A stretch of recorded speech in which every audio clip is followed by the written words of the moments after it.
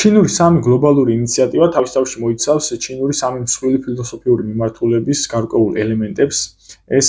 მიმართულებებია კონფუციანიზმი, ბუდიზმი და ტაოიზმი და ზემოთ განხილული ინიციატივებში შემავალი კონცეპტები და ღირებულებები გარკვეულწილად იმეორებს ამ ფილოსოფიებში შემავალ ასპექტებს. ამ შემთხვევაში შეიძლება ჩვენ გამოვყოთ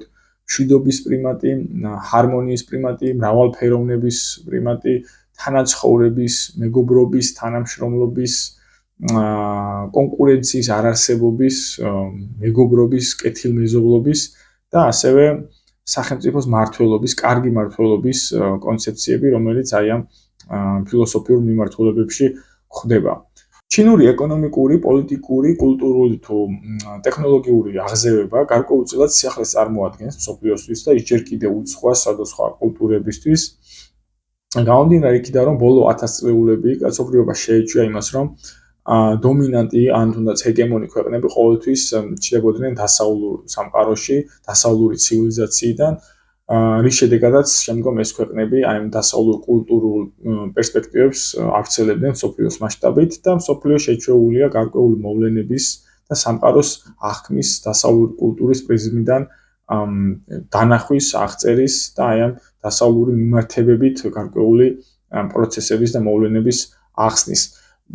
დღეს ჩვენ რეალურად მომსწრევართ იმ პროცესის, როდესაც მსოფლიოს მალე ეყოლება ისეთი დომინანტი ქვეყანა თუ ჰეგემონი არა, რომელიც მსოფლიოს არ უყურებს დასავლური პერსპექტივიდან და არ აღვიქვავს პროცესებს დასავლური კულტურული პრიზმიდან, მას გააჩნია საკუთარი ინსტრუმენტები და საკუთარი თეორიული, ასე ვთქვათ, მსოფლმხედველობა, რომლის მიხედვითაც ის ოპერირებს საერთაშორისო მასშტაბით და თავაზობს საერთაშორისო საზოგადოებას ალტერნატიულ მსოფლმხედველობას თუ როგორ შეიძლება სამყარომ მოახდინოს განვითარება და შექმნას საერთაშორისო მშვიდობა. თავად ეს გლობალური ინიციატივების დოკუმენტებიც გარკვეულწილად წარმოადგენს ჰიბრიდულ მოცემულობას, სადაც